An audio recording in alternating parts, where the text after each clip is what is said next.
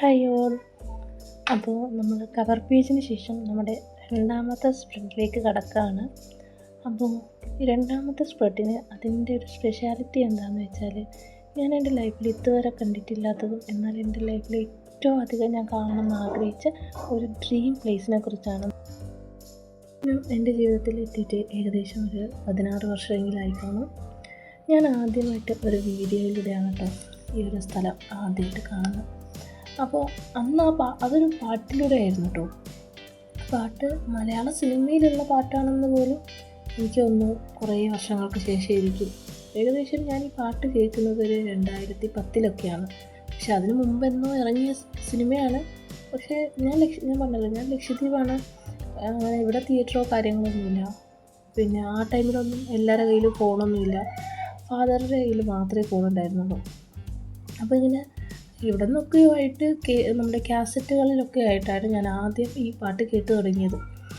അന്ന് ഞാൻ വിചാരിച്ച് അർത്ഥമൊന്നും മനസ്സിലായില്ലെങ്കിലും കേൾക്കാൻ നല്ല രസമുണ്ട്. പിന്നെ എന്നാലും അതിൻ്റെ ഒരു ഇമാജിനേഷൻ, നമ്മൾ ആ പാട്ട് കേൾക്കുമ്പോൾ നമ്മൾ അതിനനുസരിച്ച് ഇങ്ങനെ നമ്മുടെ മനസ്സ് ആ പാട്ടിനോട് ഒത്ത് ഇങ്ങനെ ചലിക്കുമല്ലോ. ആ സമയത്ത് എൻ്റെ ഒരു മനസ്സിലൊരു പ്ലേസ് ഉണ്ടായിരുന്നു, ആ സ്ഥലത്തെക്കുറിച്ച്.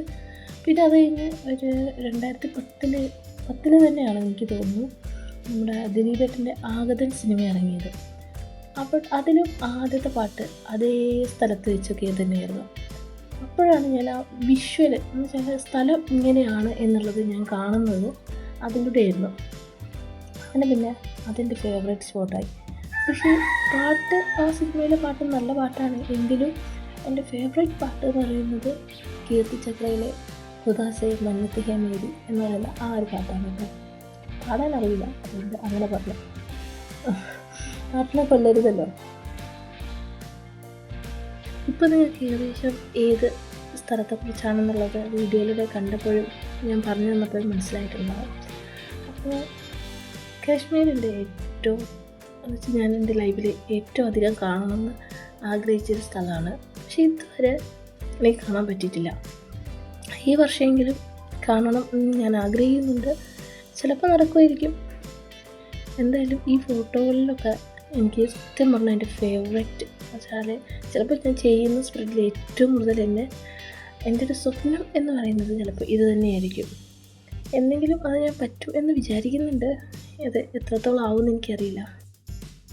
പിന്നെ ആ ഒരു ഭംഗി ഞാൻ ഈ സ്പ്രെഡ് ചെയ്ത് കുളമാക്കിയോ എന്നുള്ളത് അത് നിങ്ങൾക്കാണ് മനസ്സിലാവുക.